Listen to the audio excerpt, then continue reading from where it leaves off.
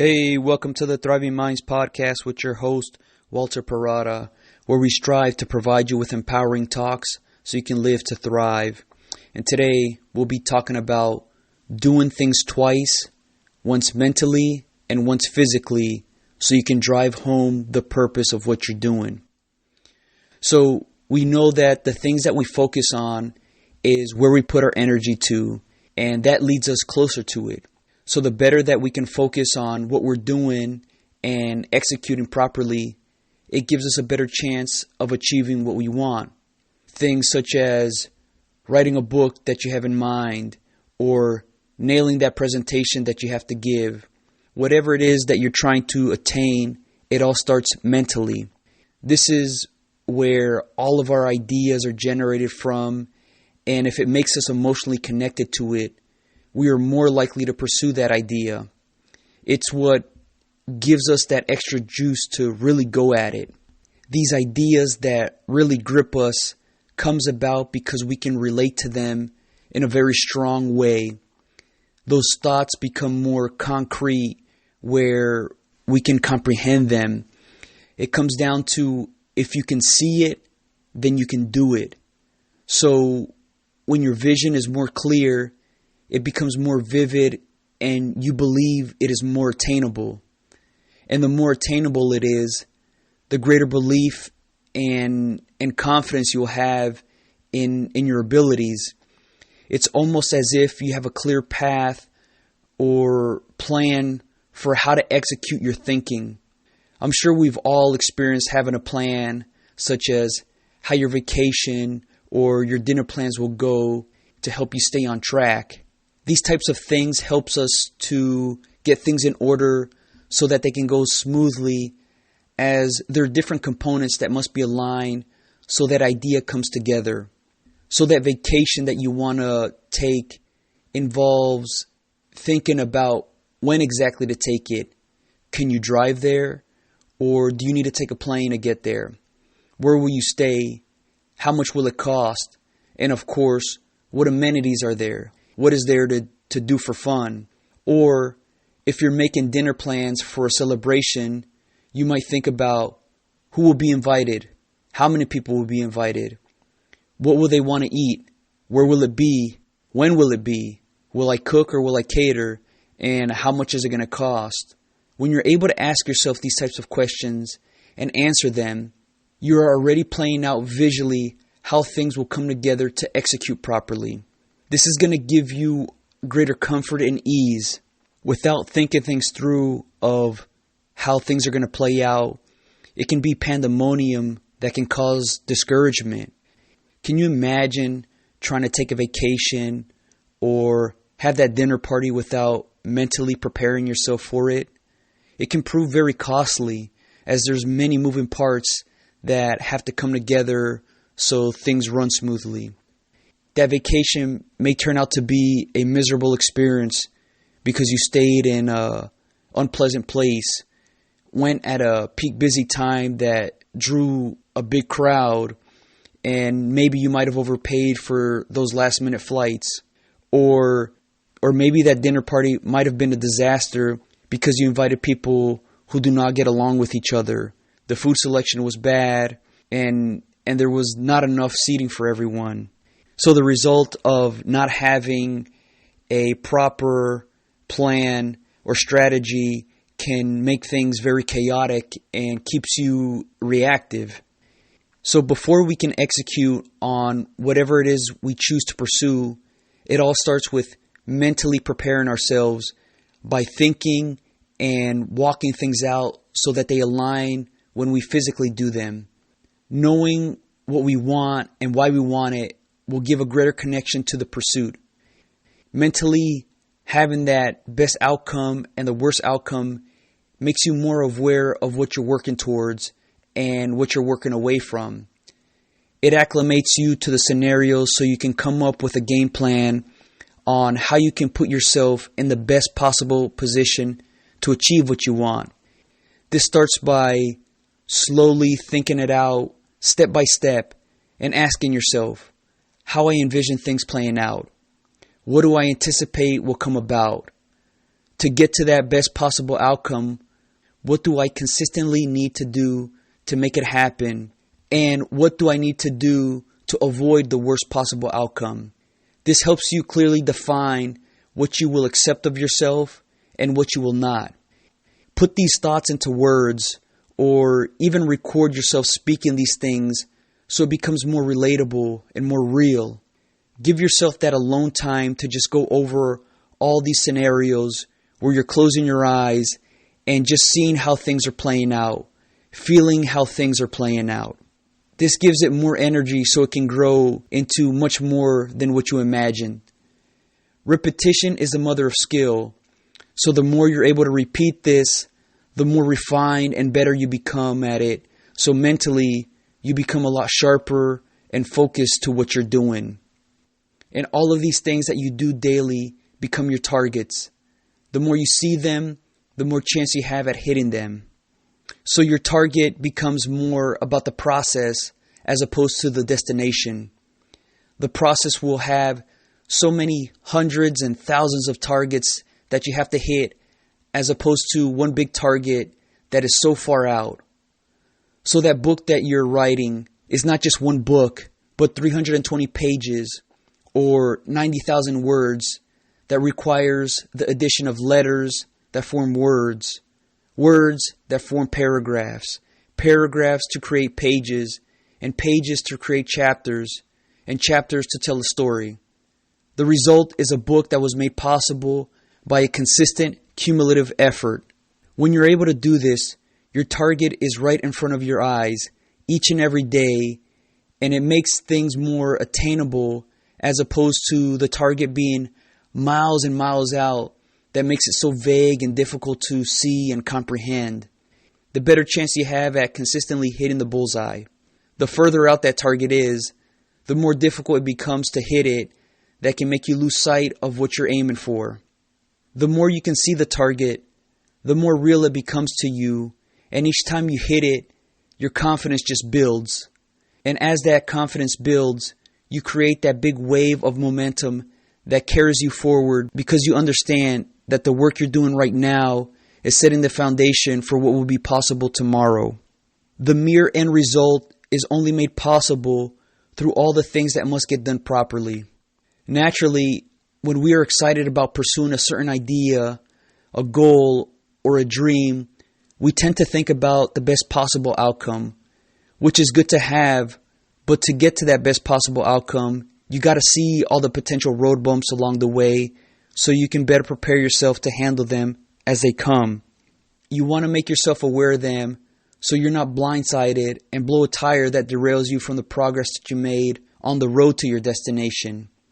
This primes you to simulate the hardships you might face that gives you an indication of what will come.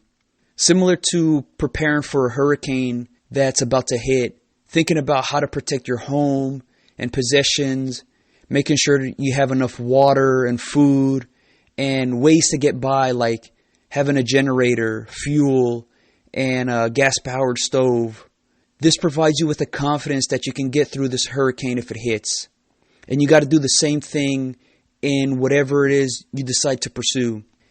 And as you do this, you eventually develop that forward thinking, that foresight that's going to help you anticipate potential problems before they materialize. That prevention will help you be better efficient with your time, and you'll have solutions to roadblocks that come about. Your ability to see what's in front of you and further out is going to allow you to get ahead and not merely be stuck in place because you're not focused on the rearview mirror. While it's important to look at our past so we can learn and grow from it, we got to remember not to dwell on it, on what could have been or what should have been, because it can make us spend time ruminating that takes energy away from what can be done right now. So once you identify what you're trying to pursue, make your game plan or your strategy more detailed with checkpoints along the way to make sure you're on track. This can be a very simple thing to do, as it doesn't require a complicated list that bogs you down. Just make it suit you, that keeps you focused on what's in front of you. Eventually, what happens with the game plan that you write for yourself is that you're ingraining that into your memory, and then it's eventually just going to become a habit. So when you give yourself the time to mentally walk yourself through how tomorrow is going to play out, that includes all the simple and mundane things that you're doing, such as seeing yourself executing on the work that you're supposed to be doing, like writing 5 pages a day for the book that you're about to publish, or making that phone call to potential clients to buy your business products. The better you can get at seeing how the simple things will play out, the better you will get at seeing how they will come together to make massive results happen. This gets in the habit of predicting your actions that makes you more intentional in everything that you do. You become more conscious of what you will do in the future as opposed to just going through the motions. When you just go through the motions, there's a tendency to get lazy and more reactive than proactive. Reactiveness keeps you in place, fighting just to stay afloat, while proactiveness gives you the ability to see the opportunities so you're better prepared to capitalize on it when it comes. That intentness that you develop will make all the difference because it leaves a greater impression that ripples further out and affects other things for the better. As you incorporate more mentally priming yourself to go over what you expect yourself to do, walk through things slowly to help your mind process what you're thinking so it aligns with what you will do physically. This gets you mentally and physically in the same rhythm. Many times, because our minds are racing with so many ideas and excitement, that when we go ahead and perform what we expect of ourselves to do, we feel that our mind might be going 200 miles an hour, where physically we're only going 30 miles. So we think we're going fast, but we feel we're going slow.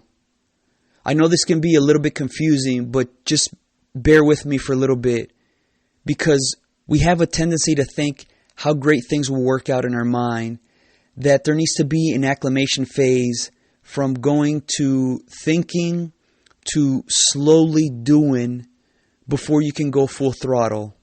Similar to when you're driving a standard vehicle, the thinking phase comes when you turn on the engine, and then before you can get into a higher gear, you need to start off in the first gear, build up speed, engage the clutch, and shift into second gear. And you continuously do the same thing until you reach your desired speed. If you try to go from first gear straight into the fourth gear, the engine's going to shut down because not enough speed has been built up to get you into that higher gear. So that thinking that we have needs to translate into slowly doing it physically before we can go full speed ahead. And this does take some time. We need to let the physical portion catch up to what is going on mentally so things can click. If not, there's a high risk of underperforming what we expect of ourselves. And this can cause us to become frustrated and discourage our enthusiasm.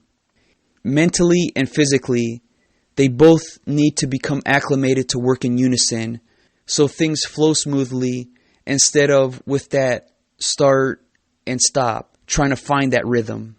Having the cohesion between the two sides allows less for overthinking that bogs us down from what we can do to just letting things happen.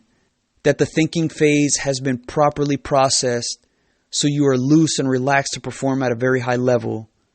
Those second thoughts or self-doubt have been resolved where you have a clear mind to focus 100% of your attention at the task at hand. Getting to this point can help us feel that comfort of simplicity. Generally, the better mood that we're in, the greater chance we have at doing things at a higher capacity. When that survival mode has been laid to rest, that panic that you once experienced now shifts to swiftness that helps you stay composed and move at a high speed. Mentally and physically becoming in sync will make you more purpose-driven. That's going to allow you to better see things unfold in a more digestible manner. Your eyes will help you see what you're doing. That's going to give you a better understanding of your mechanics. Similar to learning how to write, it takes time to find that right position of how to grasp the pencil and slowly drawing out the letters.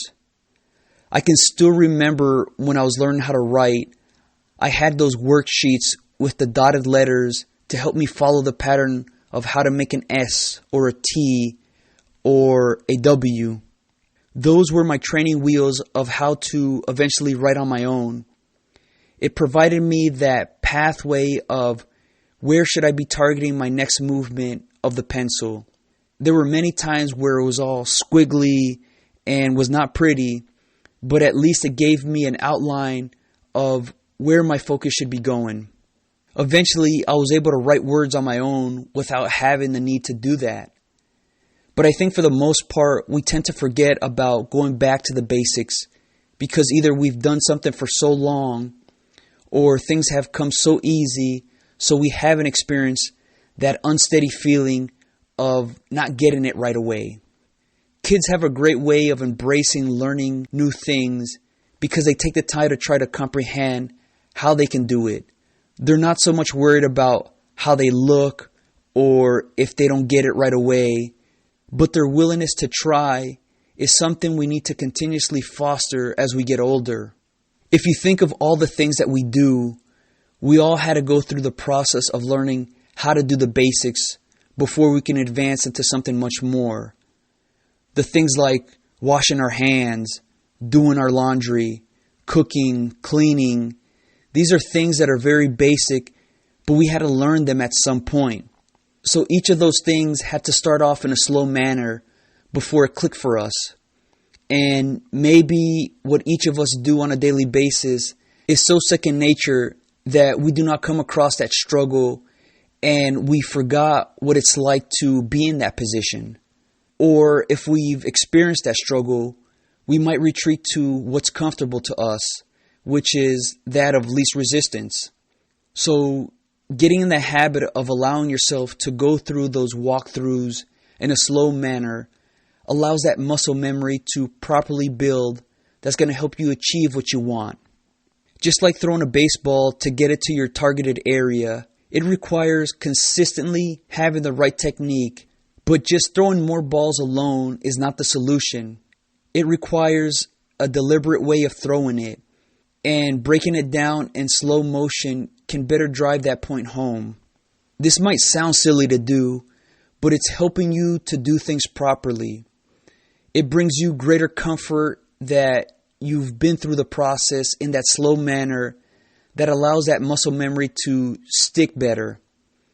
This is going to be especially useful in settings where things happen really quickly, where there's very little room to think, and it's almost about how you've conditioned yourself. You perform how you practice. So if you practice with excellence, you're going to perform with excellence. But if you practice with just going through the motions, your performance is going to follow that same standard. And in many cases, there's not a whole lot of time to see all the details that go on, and you're merely relying on your preparation. If you think about baseball players, when they're up to bat and are about to hit the ball, they lose sight of the ball anywhere from 8 to 15 feet in front of them and are merely relying on that muscle memory that they've continuously developed. While there are many talented players that can hit the ball really well, they still have to hone in on their batting technique. And this starts with having their legs set at the right base, with the proper bending of their knees, proper feet set apart from each other, having their arms and their elbows placed in the right manner to hold their bat, and getting their swing in proper order with the follow-through. They'll practice this in a very slow manner so they can feel the rhythm and build that technique and that confidence so they can hit the ball. They're still going to practice hitting balls at full speed, but they always emphasize the fundamentals so they can consistently get better and be at their best. We can use that same concept in our daily lives, whether it's how we eat, how we treat each other, how we take care of ourselves, how we take care of others. Getting back to the basics helps us to live better lives. Being able to walk through these scenarios is going to make us more conscious of what we're doing. And the more that we're able to do this, the more we can correct the things that need our attention. So if we're not happy with ourselves or not happy with our lives, we need to get back to the basics and mentally prepare how we can be happy with ourselves. What are the things within our control that affects our happiness? Play out how you see your happiness forming, where you create it, and it's not just coming to you. Make it detailed so you can connect the dots and actually make it into a reality. Ask yourself, why has this not happened yet? And find ways to make it happen. This helps you to walk through the fantasizing phase to finding solutions and making it happen phase. The more that you're able to work through this, the more confidence you gain moving forward with what you process mentally. Having that mental and physical side fused together to work in unison in that slow manner is going to help you prepare in an intense state where you have that rhythm flowing smoothly and are just driving home that technique. You're pounding away at all the things that you properly worked on. That repetitiveness is sealing the outcome. This part is the really straightforward phase where you're just continuously repeating things to refine and cement what you're doing. Continuously stay at it so it becomes sharper. If you get lazy with it, then it's going to affect the outcome. Once you get to the physical, fast-paced part of the things that you're trying to achieve, it merely becomes about execution. It's almost like you've gone through the gauntlet to get you ready to go to perform at a high level. So that big game that you're prepared for, or that big project that you must lead, you work through enough of it mentally and physically to go out there and just let it rip. That hard part was done, and now it's about having fun. You prepared the ground, planted the seed, cultivated the crop, and now it's about harvesting, where you're collecting what you worked for. You're just cashing in.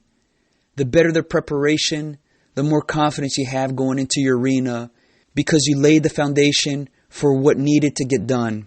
When you see yourself achieving what you were preparing yourself for, it will still feel significant, but it's not going to be as overwhelming that clouds you from knowing what's really important to you. It gives you the ability to stay grounded and continuously reset so the ego does not run the show. The great part about all this is it's not just achievement, but looking back at your journey of how it was done, because it makes it that much more special when you're able to reflect and respect all that work that you put in to make it possible. Remembering all that was put in is a very gratifying feeling that's going to help you going forward because you understand what it took to get there, and you'll use that going forward for the next thing you decide to pursue. Knowing this is going to better allow you to refocus and not just rest on your laurels. This dispels that complacency factor that wants to set in. We all have the ability to form the lives that we want, and this starts with mentally preparing yourself for it. Working through those ideal and worst case scenarios is going to equip you to set out to achieve what's in your line of focus. The more vivid your thoughts are, and the better that you can explain them, the clearer the picture you have of how to make it happen. This is going to help you slowly walk through it so you're better prepared to handle when it happens physically. All that preparation that you put in, or the little preparation that you put in, is a primary factor that's going to determine whether you reach what you set for yourself or not. How you practice and how you prepare is how you're going to perform. Drive this home because the time spent on it is well used, but the missed time can hurt to know that you could have done better. Consistently working mentally and physically over a long period of time will be key in your pursuit. Focus on the fundamentals so you can execute with excellence. Emphasize taking things slow by walking things out so you can see and feel how things will play out. This is so fundamental, yet so overlooked, but it's going to make all the difference in your quest. Well, it's that time to wrap things up. I really hoped you all enjoyed this podcast. If you're interested in more topics like this, become a Thriving Minds member at www.thrivingminds.live. It's really cool, useful personal development resource for you to just walk through and see how it can better fit your needs. All right, until next time.